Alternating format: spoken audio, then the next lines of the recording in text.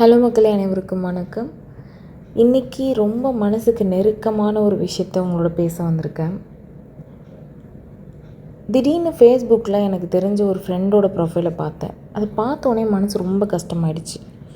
அவர் இப்போ நம்மளோட இல்லை. ஒரு 4 வருஷத்துக்கு முன்னாடி அவர் இறந்துட்டார். ஆனால் அவரோட ப்ரொஃபைல் இன்னும் அப்படியே தான் இருக்குது. அவர் போட்ட பதிவு, அவர் போட்ட புகைப்படங்கள், அவருடைய ஆசைகள், பிடிச்ச விஷயங்கள், எண்ணங்கள் இதெல்லாம் பார்த்தப்போ இவ்வளோ கனவுகளோடு வாழ்ந்த ஒரு மனுஷன் இன்றைக்கி இல்லை அப்படின்றத யோசித்து பார்க்கும்போதே எனக்கு அந்த வலி எப்படி சொல்கிறதுனே எனக்கு தெரியல. அப்போ தான் எனக்கு ஒன்று தோணுச்சு, நம்மளில் நிறைய பேர் இப்படி தான் இருக்கோம்.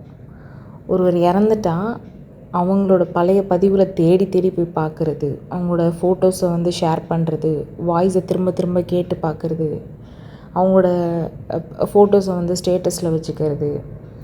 இது நம்ம ஃபேமிலியில் உள்ளவங்களாக இருக்கட்டும், இல்லை ஒரு ஃப்ரெண்டாக இருக்கட்டும், இல்லை பிடித்த நடிகர்கள், பிரபலங்கள் அப்படின்னும் கூட நம்ம எல்லாரையும் அந்த மாதிரி தான் நம்ம வைக்கிறோம். அவங்க இல்லாதப்போ அவங்கள நினச்சி இவ்வளோ ஃபீல் பண்ணுறதுக்கு ஒரு நிமிஷம் யோசிச்சு பாருங்கள்.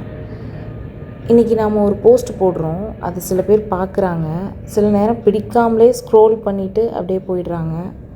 சில பேர் கவனமே இல்லாமல் அப்படியே அதை விட்டுடுறாங்க.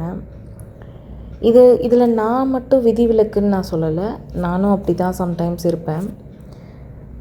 ஆனால் திடீர்னு ஒரு தாட் எனக்கு வந்துச்சு, நான் இல்லாமல் போயிட்டா என் ப்ரொஃபைலை இவங்க இப்படி தானே பார்ப்பாங்க, என் பழைய போஸ்ட்டை தேடி தேடி பார்ப்பாங்களா, நான் பேசின வாய்ஸை திரும்ப திரும்ப கேட்பாங்களா, என்னோடய ஃபோட்டோஸை எடுத்து பார்த்துட்டு வருத்தப்படுவாங்களா அப்படின்னு யோசித்தேன். அப்போது ஒரு கேள்வி மனசில் வந்துச்சு, நம்ம இல்லாதப்போ அன்பு காட்டுறதுக்கு பதிலாக நம்ம இருக்கும்போதே அன்பு காட்டினா என்ன? நமக்கு பிடிச்சவங்களோட இப்போவே நல்லா பேசலாமே, ஏதாவது மன்னிப்பு கேட்கணுன்னா கேட்கலாமே, அன்பை பகிரணும்னா பகிரலாமே, அவங்களுக்கு பிடிச்சதை ஏதாவது நம்ம செய்யணும்னு ஆசைப்பட்டால் அதை செய்யலாமே. ஏன்னா ஒருத்தவங்க இறந்ததுக்கப்புறம் அவங்களுக்கு பிடிச்ச சாப்பாடெல்லாம் செஞ்சு, அவங்களுக்கு பிடிச்சதெல்லாம் வாங்கிட்டு வந்து வச்சு, அதெல்லாம் போட்டு படையல் போடுறதுக்கு பிடிச்சதை ஒரு மனுஷன் வாழும்போதே செஞ்சால் என்ன? அது எல்லாம் அவங்களோட உயிரோடு இருக்கும்போதே பண்ணியிருந்தா நம்ம அட்லீஸ்ட் நம்ம அவங்களுக்கு திருப்திப்படுத்திட்டோம், நம்ம செஞ்சு பார்த்துட்டோம், ஆசைப்பட்டதை நினச்சதை நம்ம செஞ்சிட்டோம் அப்படிங்கிற ஒரு திருப்தியாவது நமக்கு இருக்கும்ல. ஏன்னா யார் எப்போ போவாங்கன்னு தெரியாது. நம்ம லைஃபு இனி எத்தனை நிமிஷம் இருக்கும்னு நமக்கு தெரியாது. தூங்குகிறோம், நாளைக்கு முழிப்போமா அப்படிங்கிறது ஒரு நம்பிக்கையில் தான் நம்ம தூங்க போகிறோம். அதனால் இந்த மாதிரி மனக்கசப்பெல்லாம் குறைச்சிட்டு பிடிச்சவங்களோட நல்லா பேசணும், நல்லா அன்பை வெளிப்படுத்தணும்.